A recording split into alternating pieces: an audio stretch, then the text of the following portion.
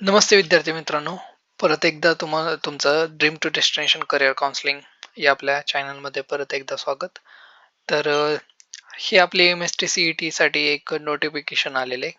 जसं आपल्याला अपडेट मिळालंच असेल, आल्याबरोबर मी तुम्हाला WhatsApp आणि Telegram वरती अपडेट केलेलं होतं. तुम्ही जर चॅनलवरती नवीन असाल तर चॅनल सबस्क्राईब करा आणि डिस्क्रिप्शनमध्ये दिलेले टेलिग्रामची लिंक आणि आपला जो व्हॉट्सअप ग्रुप आहे तर तो जॉईन करून घ्या, जेणेकरून तुम्हाला इम्पॉर्टंट जे काही आपले नोटिसेस असतील किंवा ते सगळ्यात आधी तुम्हाला अपडेट मिळून जाईल. ओके. तर काही विद्यार्थ्यांचं मला मेसेज आलं की सर, ह्याच्यामध्ये नक्की काय आहे? थोडंसं डिटेलमध्ये सांगितलं तर बरं होईल किंवा काय. ओके. तर त्याच्या रिगार्डिंग मी एक छोटासा व्हिडिओ बनवत आहे. तर याच्यामध्ये सगळ्यात प्रथम आपण हे नोटीस काय आहे, कशाच्या रिगार्डिंग आहे ते आपण डिस्कस करूया. तर तुम्ही इथं पाहू शकता की याच्यामध्ये या नोटिफिकेशनमध्ये हे आपले जे CET सेल आहे त्यांनी हे सांगितले की आधार कार्ड जे UIDI जे कार्ड आपण ज्याला म्हणतो, जे आधार कार्ड साठी आपण UIDI ही बेसिकली वेबसाईट ओपन करतो आणि त्याच्यावरती आपले आधार कार्डचे डिटेल्स असतात. तर त्याच्यामध्ये जसं आपण परवा दिवशी मी सांगितलेलं, जो आपला रिसेंटली अपलोड केलेला व्हिडिओ आहे, की तुमचं आधार कार्ड हे गरजेचं आहे आणि त्याच्यामध्ये डिटेल्स आपल्याला अपडेटेड पाहिजेत. तर त्याच्याप्रमाणे तुम्ही इथं पाहू शकता की पहिला पॉइंट आहे तो आपला आधार कार्ड. तर आधार कार्डमध्ये तुम्हाला तुमचं नाव, ओके, सगळ्यात फर्स्ट तुमचं आधार कार्डमध्ये नाव, त्याचं स्पेलिंग वगैरे तुम्ही चेक करा करेक्ट आहे का. त्याच्यानंतर date of birth as per 10th certificate. तर हे नाव हे 10वीचं जे आपलं सर्टिफिकेट आहे, मार्कशीट ज्याला आपण म्हणतो, तर त्याच्यावरती तुम्ही क्रॉस व्हेरीफाय करू शकता. तुमचं नावाचं स्पेलिंग आणि बर्थ डेट ही सेम असली पाहिजे. त्याच्यानंतर लेटेस्ट वाला फोटोग्राफ आहे का बघा.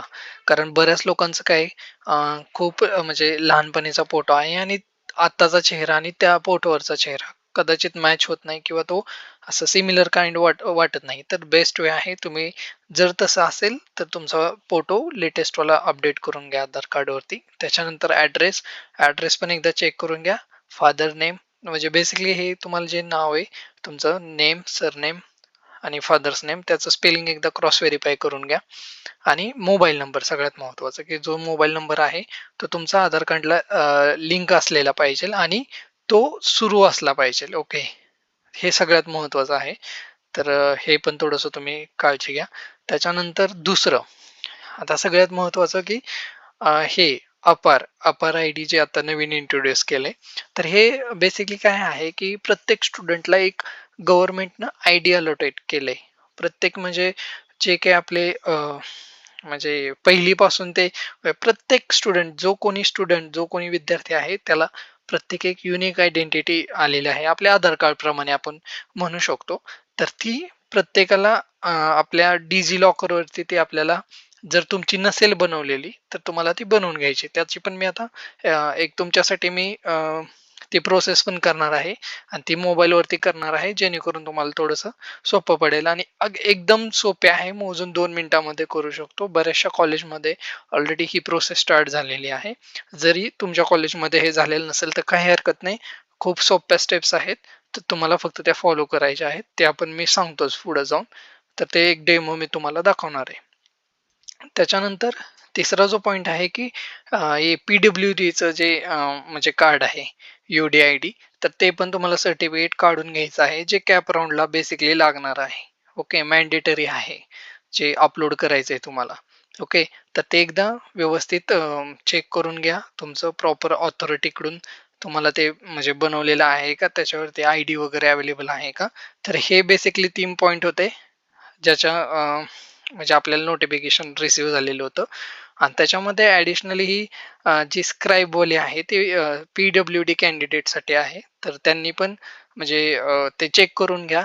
तुमचा जो काही स्क्राईब तुम्ही म्हणजे बसवणार आहे किंवा जो तुमच्या सोबत असणार आहे, तर त्यांचं सगळं डिटेल्स तुम्हाला इथं म्हणजे लागणार आहे. तर ते पण तुम्ही हे करा. तर बाकी सगळ्या विद्यार्थ्यांनी आपण आता अपारसाठीच एक छोटंसं डेमो मी तुम्हाला करून दाखवतो. खूप सोप्या स्टेप्स आहेत आणि त्या फक्त तुम्ही प्रॉपरली फॉलो करा. तुमचा विदिन 2 मिनिट्समध्ये अपार ID जनरेट होऊन जाईल. ठीक आहे. तर मी तुम्हाला ते शो करतो आता. ठीक आहे. आता हे मी डिजिलॉकर ओपन केलेलं आहे. जर तुमच्याकडे नसेल तर तुम्ही इन्स्टॉल करा आणि तुमच्या आधार कार्डनं लॉग इन वगैरे करून घ्या. लॉग इन करणं गरजेचं आहे. ओके. ठीक आहे. तर याच्यामध्ये आपण पाहू शकतो सर्च फॉर डॉक्युमेंटमध्ये जायचं आहे आणि इथं अपार आय-डी म्हणून आपण सर्च करणार आहोत. तर तुम्ही तिथं टाईप करू शकता अपार आय-डी. तिथं तो ऑप्शन येतो. त्याच्यानंतर क्लिक करा त्याच्यावरती. क्लिक केल्यानंतर हा असा इंटरफेस येतो ज्याच्यामध्ये तुमचं name as per Aadhaar card, date of birth, gender हे डिटेल आलेलं असेल. त्याच्यामध्ये सिलेक्ट आयडेंटिटी टाइपमध्ये जायचं आहे. रजिस्ट्रेशन नंबर जो काही तुमचा कॉलेजचा असेल तो टाकायचा आहे. सिलेक्ट अकॅडमिक इयर, त्याच्यानंतर सिलेक्ट कॉलेजचं नाव जे काय आहे ते आणि त्याच्यानंतर ग्रीन टिक करायचे तिथं आणि गेट डॉक्युमेंटवरती जायचं आहे. तर हे तुम्ही क्लिक केल्यानंतर अशा प्रकारे तुम्हाला फेचिंग विंडो दिसेल आणि तुमची प्रोसेस कंप्लीट झालेली आहे. जर याच्यामध्ये तुम्हाला काही डाऊट वगैरे असेल तर तुम्ही कमेंट करून विचारा. मी नक्की तुमचा डाऊट सॉल्व्ह करेल. ओके. हे पाहू शकता इथं क्रिएट झालेलं आहे. Thank you.